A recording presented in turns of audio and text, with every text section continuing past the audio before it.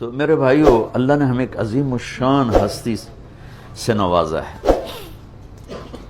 ایک واقعہ سناتا ہوں۔ آپ کی مجلس لگی ہوئی تھی، ایک بدو یعنی دیہات اونٹ پہ جا رہا تھا۔ گوہ کو کیا کہتے ہیں سندھی میں؟ گوہی کہتے ہیں، ہاں گوہی۔ عرب جاہلیت میں گو کھاتے تھے، تو اس نے ایک ماری ہوئی تھی اور اس کو لے جا رہا تھا۔ وہ کہنے لگا یہ کون ہے؟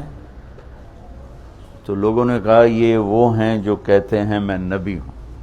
تو اس نے اپنے اونٹ کو موڑا، گوہ کو رسی سے کھولا، مری ہوئی تھی، اور آپ کے سامنے ایسے پھینک دی۔ کہنے لگا یہ تجھے کہہ دینا تو اللہ کا نبی ہے تو تجھے مان جاؤں گا۔ اور بڑا ایسے نا اکڑ کے کھڑا ہو گیا کہ مر جائے تو انسان نہیں بولتا تو جانور کہاں سے بولے گا؟ جانور تو زندہ نہیں بولتا تو مردہ کہاں سے بولے گا؟ تو ایسے کھڑا ہو، اور وہ ایسے سر زمین پہ مردہ پڑی ہوئی ہے۔ تو آپ نے ایک نظر اس کو دیکھا، سبحان اللہ۔ آپ نے کہا یا رب، اے گوہ، تو اس کی آنکھیں ایسے کھل گئی اور اس نے یوں اپنی گردن اٹھا کر کہا، اتنے زور سے بولی کہ پوری مجلس میں آواز پھیل رہی تھی۔ اس نے کہا لبیک وسعدیک یا زین من وافا یوم القیامہ۔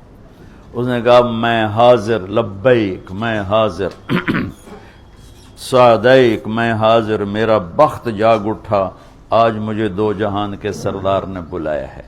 آپ کو ٹائٹل کیا دیا وہ بتانا چاہتا۔ یا رسول اللہ نہیں کہا اس نے، سبحان اللہ۔ قرآن بھی بتاتا ہے اور میرے نبی بھی بتاتے ہیں قیامت کا دن بڑا خوفناک ہے۔ تو اب وہ کیا کہہ رہی؟ میں حاضر، میری سعادت، اے وہ ہستی جس کی برکت سے قیامت کا خوفناک دن بھی خوبصورت ہو جائے۔ وہ بڑا اوکھا دینے پر آپ کی تو فعل وہ دن بھی خوبصورت ہو جائے، آپ اس کو خوبصورت بنا دیں گے۔ تو بدو نے ایسے آنکھیں ذرا جھپکا کے دیکھا، بھی ایک ہی ہو رہا ہے۔ آپ نے اسے فرمایا من تعبد، کس کی بندگی کرتی ہو؟ تو اس نے کہا من فی السماء عرشہ وفی الارض سلطانہ وفی البحر سبیلہ وفی الجنت رحمتہ وفی النار عقابہ۔ اس نے کہا یا رسول اللہ، جس کا عرش آسمانوں پر ہے، جس کی حکومت زمینوں پر ہے، جس کے راستے پانیوں میں ہیں، جس کی رحمت جنت میں ہے، جس کا عذاب دوزخ میں ہے، وہ میرا رب ہے، میں اس کی بندگی کرتی ہوں۔ آپ نے فرمایا من انا، میں کون ہوں؟ میں کون ہوں؟ بدو نے کہا تھا نا یہ کہے گی تو مانوں گا۔ من انا، میرے بارے میں کیا کہتی ہو، میں کون ہوں؟ تو اس نے کہا انت رسول رب العالمین، آپ رب العالمین کے رسول ہیں۔ اور قربان جاؤں، اس کو بھی پتا تھا کہ صرف رسول ماننے سے ایمان پورا نہیں ہوتا، وخاتم النبیین، اور آپ آخری نبی ہیں، آپ کے بعد کوئی نبی نہیں ہے۔ مہر لگائی ختم نبوت کی گوہ نے، وہ بھی مری ہوئی۔ پھر اس نے آگے فتویٰ دیا قد افلح من صدقک وقد خاب من کذبک۔ یا رسول اللہ، جو آپ کی غلامی میں آئے گا بس وہی کامیاب ہے، باقی سارے ناکام ہو جائیں گے۔ اور پھر وہی مردہ گو۔ تو آپ نے فرمایا اب کیا کہتے؟ کہتا گو تیرا کلمہ پڑھ گئی، میں کہ میں نے پڑھا، مجھے پڑھا دے کل۔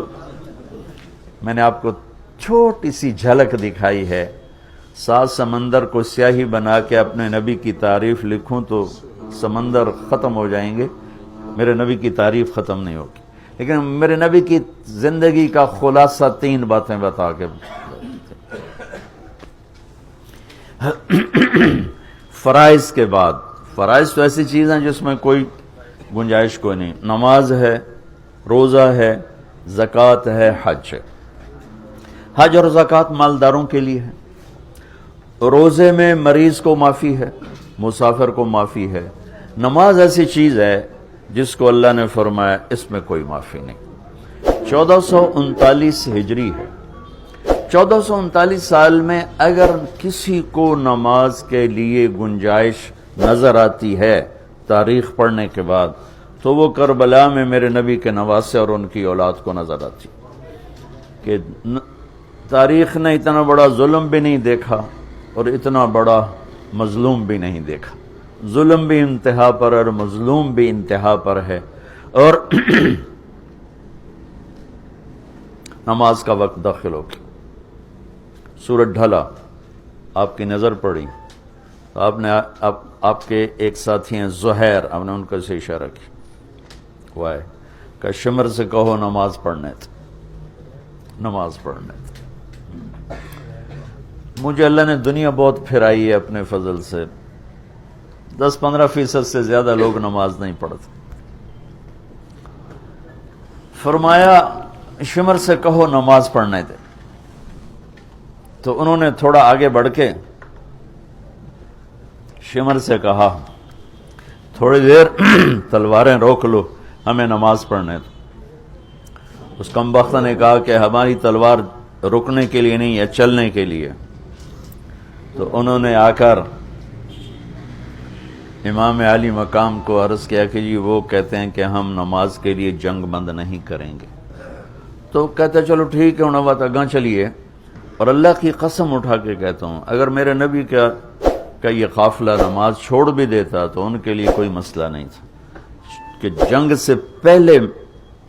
سے پہلے آنکھ لگ گئی، اتنا سکون ہے اندر میں کہ موت سامنے اور آنکھ لگ گئی، آنکھ کھلی تو ہنسنے لگے۔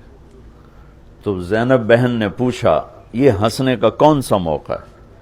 فرمانے لگے ابھی آنکھ لگی ہے تو اللہ کے نبی کو دیکھا ہے، کہہ رہے ہیں بیٹا میں لینے کے لیے آ گیا ہوں، استقبال کے لیے میں آ گیا ہوں۔ تو اگر یہ ایک نماز چھوڑ دیتے تو کیا مسئلہ تھا؟ اور ان کو جنت کی سرداری ملی ہوئی ہے، جنت نہیں ملی، جنت کی سرداری ملی ہے۔ میرے نبی نے فرمایا حسن حسین جنت کے نوجوانوں کے سردار ہیں، ابھی ماں کا دودھ پیتے تھے اور یہ مل گیا تھا۔ یہ نہیں کہ زہر میں شہید ہوں گے تو سرداری مل جائے گی اور کربلا میں سر کٹے گا تو سرداری مل جائے گی، ایک زہر سے تڑپ گئے، ایک سر کٹوا کے نیزے پہ چڑھ گئے، نہیں ابھی ماں کا دودھ چل رہا ہے۔ اور آپ نے کہا ایک فرشتہ آیا ہے اور مجھے خبر دے کر گیا ہے کہ میرے یہ دونوں بیٹے جنت کے نوجوانوں کے سردار ہیں۔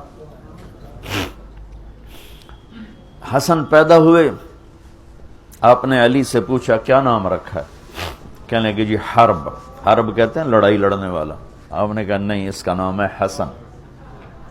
پھر حسین پیدا ہوئے، آپ نے پوچھا علی کیا نام رکھا ہے؟ انہوں نے کہا جی حرب، علی تو میدان کے شاہ سوار تھے، اسی سے انہوں نے نام رکھا حرب۔ کہا نہیں، اس کا نام ہے حسین۔ پھر کیا فرمایا کہ جب سے آدم کی اولاد چلی ہے یہ دو نام اللہ نے کسی کو نہیں دیے، یہ پہلی دفعہ میرے بچوں کے لیے نام آ رہے ہیں، اللہ نے سنبھال کے رکھے تھے میرے بچوں کے لیے۔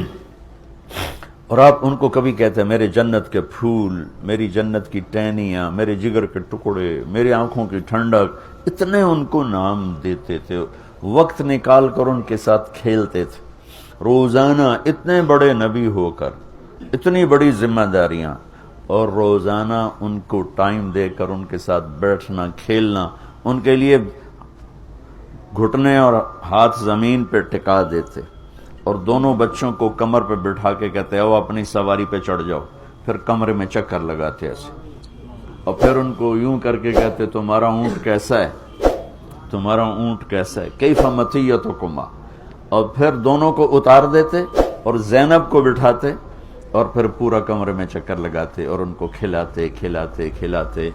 اتنی بڑی یہ ہستیاں ہیں، یہ تو یزید کے ہاتھ میں بیعت بھی کر لیتے تو ان کی جنت میں کوئی نقصان نہیں تھا جان بچانے کے لیے، لیکن یہ وہ گھر نہیں ہے جو جان بچانے کے لیے ایمان کے سودے کرے۔ امت کو پیغام دینا تھا کہ نماز نہیں چھوٹ سکتی، نماز نہیں چھوٹ سکتی، کتنی ہی مصروفیت ہو نماز نہیں چھوٹ سکتی ہے۔ کہنے لگے جی وہ تو نہیں اجازت دے رہے، کہا اچھا ٹھیک ہے، آدھے انس کے ساتھ جنگ کرو، آدھے نماز۔ 1439 سال کی وہ نماز ہے، نہ پہلے پڑھی گئی نہ بعد میں پڑھی جائے گی، نہ ایسی نماز زمین نے دیکھی، نہ آسمان نے دیکھی، نہ فرشتوں نے دیکھی کہ سبحان اللہ اپنے خون سے وضو کیا یا کربلا کی مٹی سے تیمم کیا، لیکن سجدے میں سر رکھ کے بتایا کہ یا اللہ تو راضی ہے تو ہم بھی راضی۔ نماز تو ایک ایسی چیز ہے جس میں گنجائش کوئی نہیں۔ سب بھائیوں سے کہتا ہوں، دکھ سے کہتا ہوں کہ ایسے نماز یوں گھٹتی آتی ہے۔ سرحد میں بہت زیادہ نمازی ہیں، پنجاب آ جاؤ اس سے کم ہو جاتے ہیں، سندھ میں آ جاؤ اس سے کم ہو جاتے ہیں، بلوچستان میں چلے جاؤ اس سے کم ہو جاتے ہیں۔ یہ میں سارا ملک پھر کیا، وہ زندگی گزر گئی میری پھرنے میں ہی گزر گئی۔ تو اللہ ہم سب کو یہ دولت دے دے کہ ہمارا سجدہ قضا نہ ہو، نماز قضا نہ ہو۔ لا الہ الا اللہ محمد رسول اللہ۔